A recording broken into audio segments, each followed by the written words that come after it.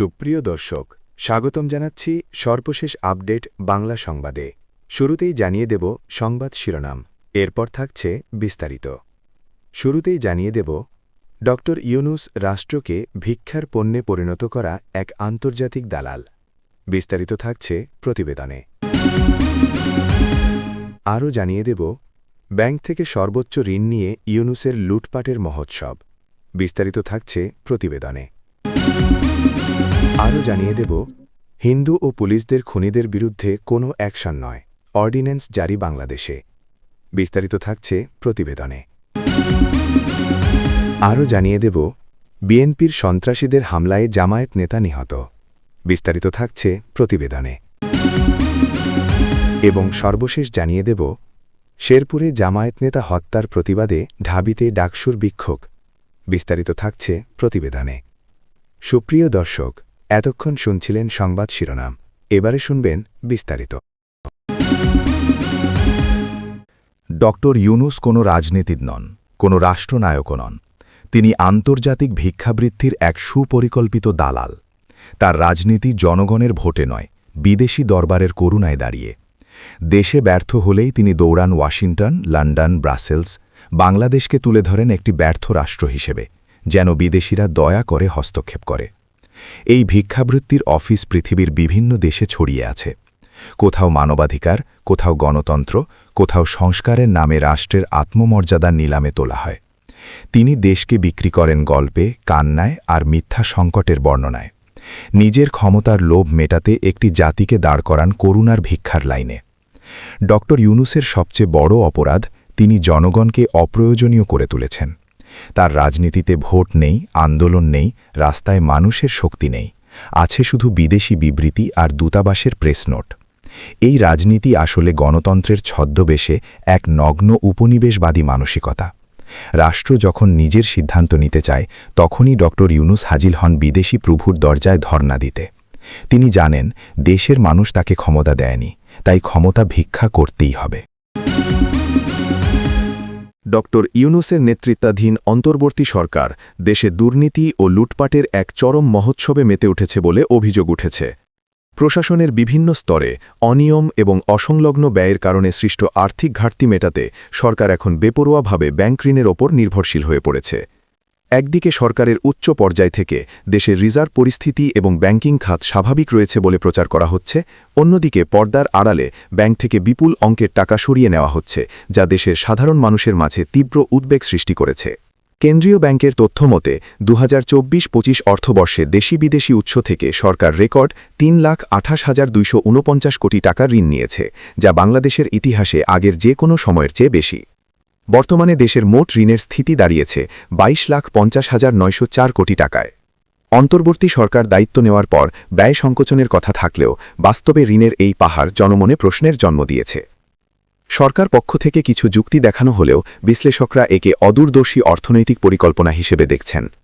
অর্থনীতিবিদদের মতে বর্তমান সরকারের এই ঋণ নির্ভরতা দেশকে একটি দীর্ঘমেয়াদী সংকটের দিকে ঠেলে দিচ্ছে। সামনের দিনে যে চ্যালেঞ্জগুলো প্রকট হবে: সুদ পরিশোধের বোঝা। 2024-25 অর্থবর্ষেই মোট সরকারি ব্যয়ের 21% চলে গেছে ঋণের সুদ পরিশোধে। ঝুঁকিপূর্ণ অবস্থান। বিশ্বব্যাংক ও আইএমএফের মতে বাংলাদেশের ঋণের ঝুঁকি এখন মধ্যম পর্যায়ে পৌঁছেছে। ঋণের ফাঁদ। কিস্তি শোধ করার জন্যই আবার নতুন করে ঋণ নেওয়ার এক দুষ্ট চক্র তৈরি হয়েছে। জুলাই আন্দোলনের বিক্ষোভকারীদের পক্ষে বাংলাদেশ সরকার নতুন অর্ডিন্যান্স আনলেন ইউনূস। বাংলাদেশে জুলাই আন্দোলনের তাণ্ডবকারীদের বিরুদ্ধে যত দেওয়ানি, ফৌজদারি মামলা হয়েছিল তা প্রত্যাহার করা হবে। অর্ডিন্যান্স জারি করেছে বাংলাদেশের অন্তর্বর্তীকালীন সরকার। এই অর্ডিন্যান্সের অর্থ হল অসংখ্য পুলিশকর্মী, হিন্দু সম্প্রদায়ের মানুষ ও হাসিনার সমর্থকদের যারা খুন করেছিল তাদের শাস্তি হবে না, বিচার প্রক্রিয়াও চলবে না। এই খবর প্রকাশ করে বাংলাদেশি সংবাদ সংস্থা United news of Bangladesh UNB জানিয়েছে, রবিবার রাতে এই অর্ডিন্যান্স জারি করা হয়েছে। এবার থেকে জুলাই আন্দোলনে অংশগ্রহণকারীরা ছাড় পাবে। সেখানে উল্লেখ, অর্ডিন্যান্সটি জুলাই আন্দোলনের সঙ্গে সম্পর্কিত সমস্ত বিদ্যমান দেওয়ানি ও ফৌজদারি মামলা প্রত্যাহারের সিদ্ধান্তকে মান্যতা দেয়। বিদ্রোহীদের বিরুদ্ধে নতুন কোনো মামলাও হবে না। আন্তর্জাতিক বিশেষজ্ঞদের দাবি, এই সিদ্ধান্ত থেকে পরিষ্কার মোহাম্মদ ইউনূস আমল দিয়েছিলেন আন্দোলনকারীদের। সেই সময় আওয়ামী লীগের অনেক নেতাকর্মী খুন হয়েছেন, সংখ্যালঘু অত্যাচার নেমে এসেছিল। সেই সব অসহায় মানুষগুলো আর বিচার পাবেন না। দ্য ঢাকা ট্রিবিউনের মতে ২০২৪ সালের অক্টোবরে পুলিশের তরফে প্রকাশিত একটি তালিকাতে জানানো হয়েছিল জুলাই অগস্ট বিক্ষোভের সময় ৪৪ জন পুলিশ কর্মকর্তা নিহত হয়েছিলেন। এর মধ্যে ছিল হিন্দু পুলিশকর্মীকে জ্যান্ত জ্বালিয়ে দেওয়া বা থানায় আক্রমণের মতো সহিংস ঘটনা। হাসিনার দেশ ছেড়ে পালানোর পরও সেখানে পুলিশের ওপর অত্যাচার কমেনি, এখনও অরাজকতা রয়েছে। এদিকে শেরপুরে বিএনপি জামায়াত সংঘর্ষে উপজেলা জামায়াতের সেক্রেটারি রেজাউল করিম নিহত হওয়ার প্রতিবাদ, খুনিদের গ্রেফতার করে শাস্তির এবং দেশব্যাপী চলমান নির্বাচনী সহিংসতার বিচার দাবিতে ঢাকা বিশ্ববিদ্যালয়ে ঢাবি বিক্ষোভ মিছিল করেছে ঢাকা বিশ্ববিদ্যালয় কেন্দ্রীয় ছাত্র সংসদ ডাকসু।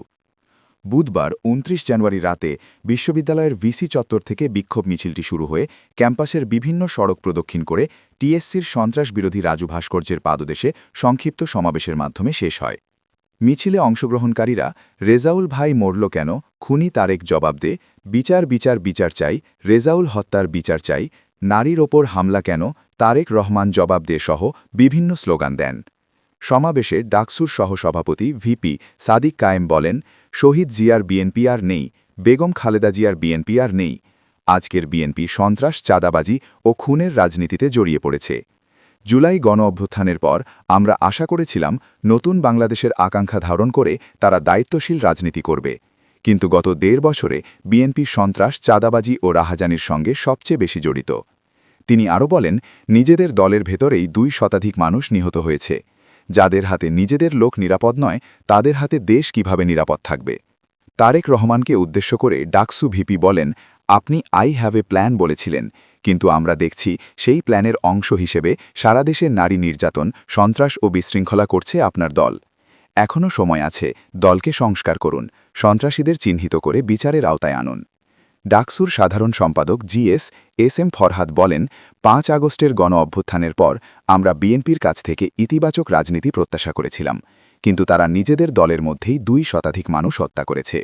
খুন, চাঁদাবাজি ও মিডিয়া নিয়ন্ত্রণের মাধ্যমে সত্য আড়াল করার চেষ্টা করছে, যা এই সময়ে আর সম্ভব নয়।